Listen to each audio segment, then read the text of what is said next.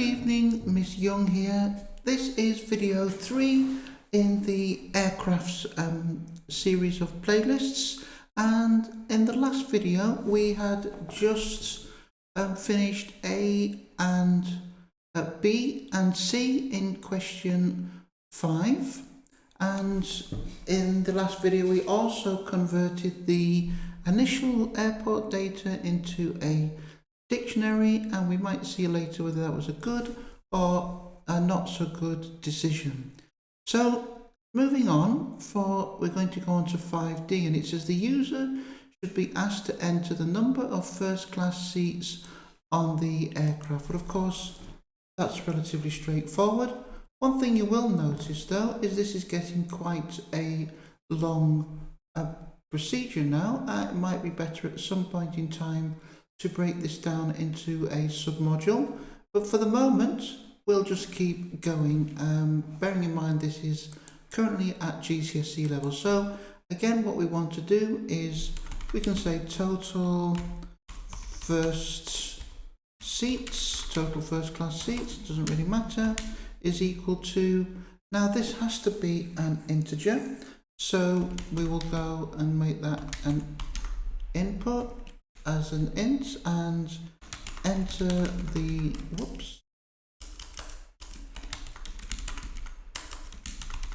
total number of first class seats, and that relatively straightforward action, so that's D. Now it says if it's not 0, then we have to ask two questions.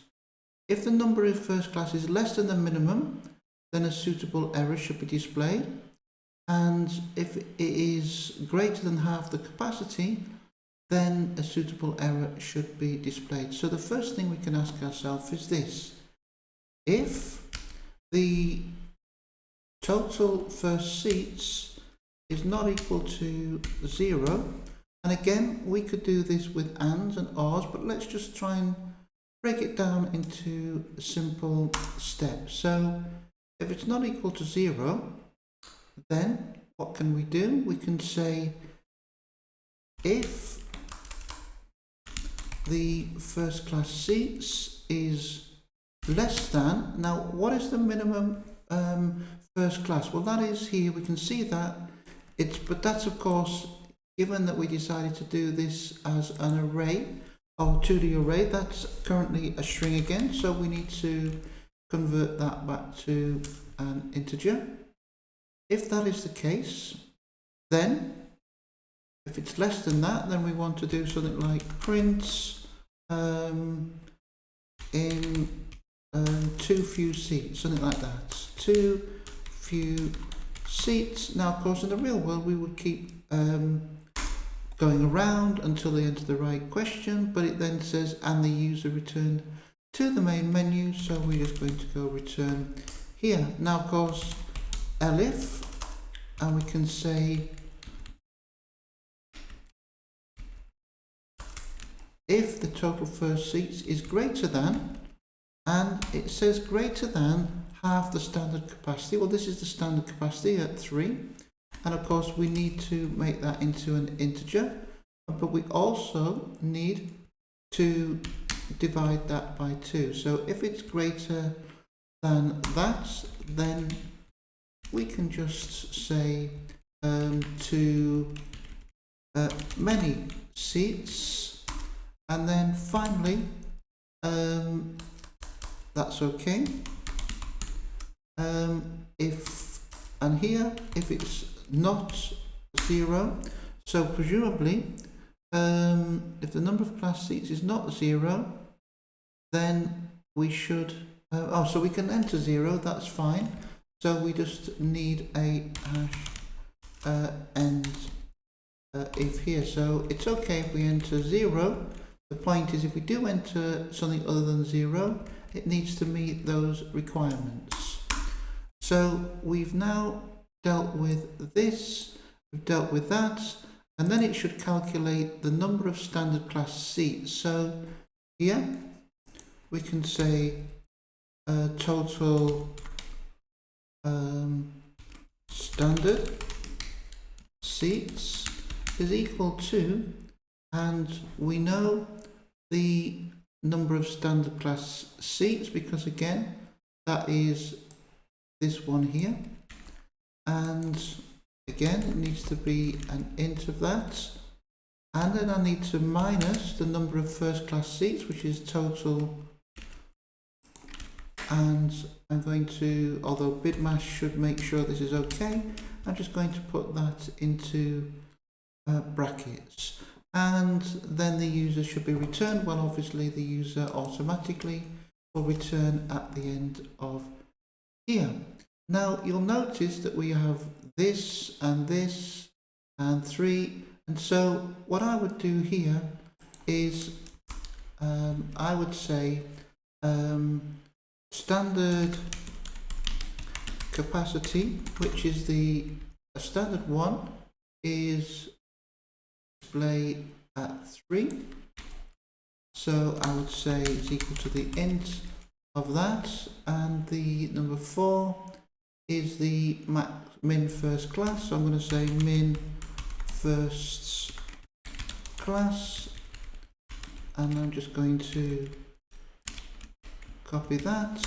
So now hopefully it makes more readable sense. If the total first class is less than the min first class, or oh, we've got an extra bracket we don't need now, or it is, we call it the standard capacity, then that makes much more sense in terms of how to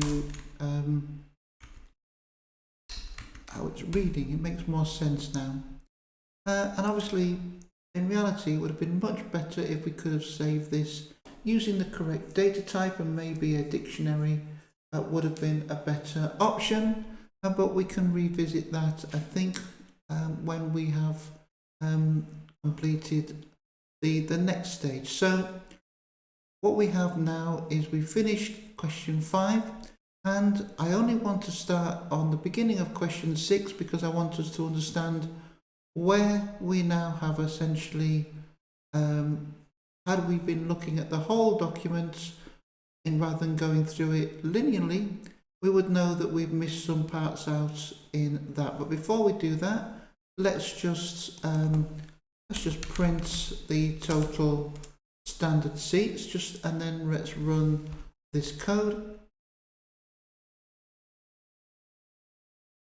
And we want to select the enter the details. We want to enter a medium body, and we can see we have that, and the first class seats.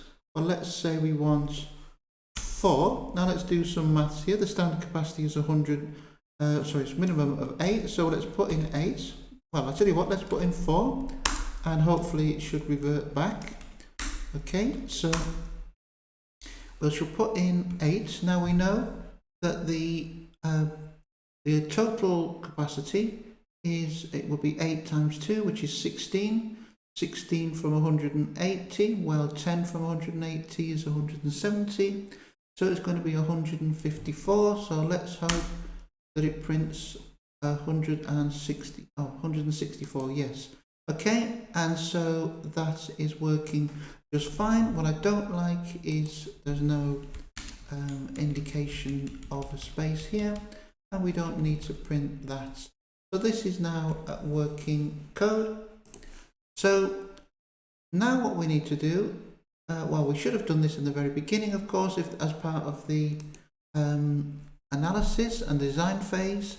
It said if the user selects the enterprise plan and calculate profit option, which is this one here, first of all the program should check that codes for the UK and overseas airport have been entered. If not, a suitable error message should be displayed and return to the main menu. And the program should check if the type of aircraft has been entered. If not, then a suitable error message, and should check the number of first class seats has been entered. And if not, return to the main menu.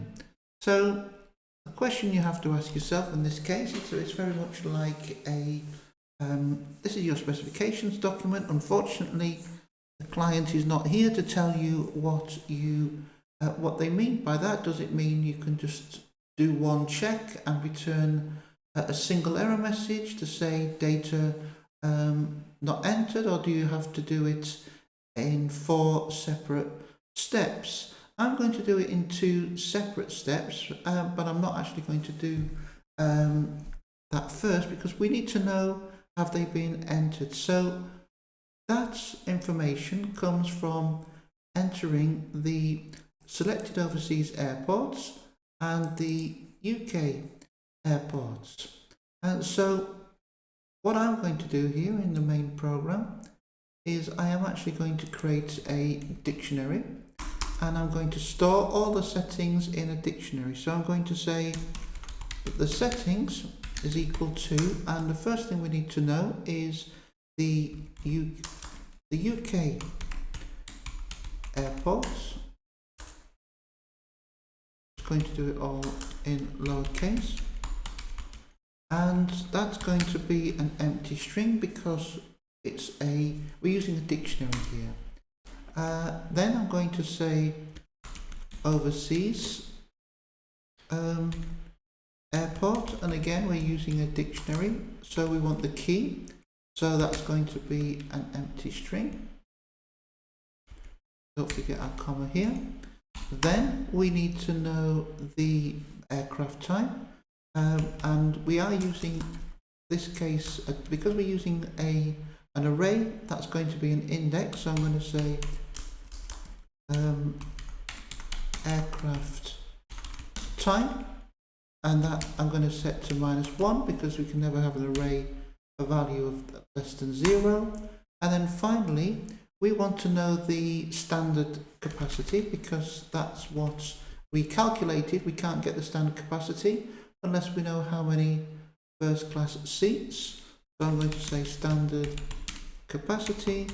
Well, let's not call it standard capacity, we can say just capacity, and that is a number, so that's going to be at -1. And just in case, because it does say here to check the number of first class seats has been entered, so now we wouldn't know the capacity otherwise. We might come back and have to store that data at a later point. So now that we have those, when we come to here, we can say, if we're not returned, then we can say that the settings for the UK airports is equal to the UK airports. And down here we can say that the settings for the, what have we called it, overseas airports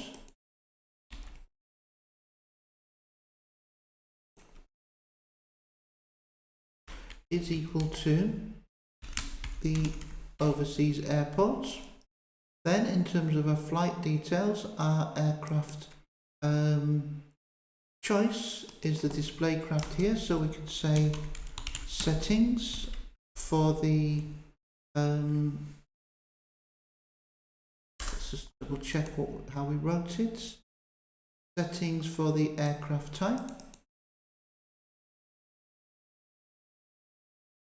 is equal to the display craft, and then finally and int, and got a list of string instead. Well, of course we want the aircraft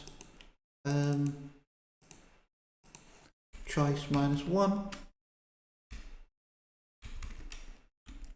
and of course we could have kept the aircraft type as an actual, as the data itself, or we could have done it this way. Let's just keep where we're at right now, and then finally we can say that the settings at, what did we call it down here, capacity, which is the final capacity. I think I'm going to call it final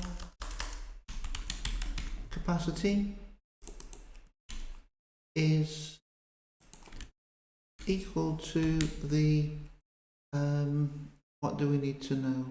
Well, I think we probably need to know, we do need to know what the stand capacity is, but the final capacity is, you know what, I'm tending to suggest that we can know what the actual stand capacity is, so I am going to go back and say settings, first seats, and then we can put that as total first seats, and I'll just change that down to here, and we can do the math later on if we need to do that. So now, if this value is anything other than an empty string, or these are anything other than -1, we know that we have dealt with that. So let's create another function or procedure, in this case, def enter